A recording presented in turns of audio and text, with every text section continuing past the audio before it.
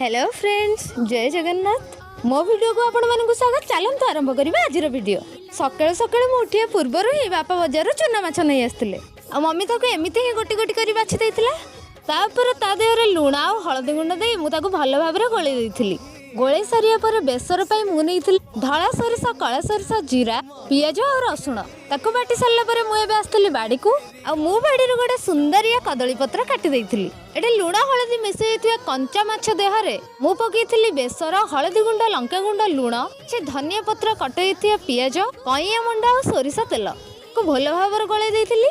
एबे काटिक रखिथिबा कदली पत्र ताको भल भाबरे चारिपटरु कवर कर देइथिली। आउ एठी मु कदली पटुआ ही बांधिया पई इस्तेमाल करथिली। ए परे तावा थई मु थोई देइथिली माछ को आ ता परे दिया जाइथिला निया। मिनिमम 15 मिनिट पर ताको पुणी थरे नौटे देइथिलु। आउ 15 मिनिट रे पूरा पूरी रेडी हो जाइथिला। ताको खोलिया मात्र ही पूरा जूसी जूसी देखा जाउथिला आ कलर भी बहुत ही सुंदर आस्थिला।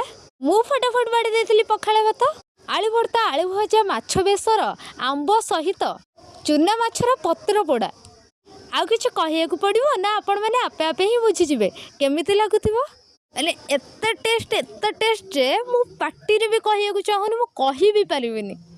आपण माने निश्चय ट्राए करन, तापर जानि परिबे। खाउछु त मो ना, आपण माने थोड़ी ना खाउचंती। ट्राए करन त निश्चय आपण माने खान तो मते कमेंट करन। आजिर वीडियो मोर एठी ही सरी जाइछि। Thank you. जय जगन्नाथ।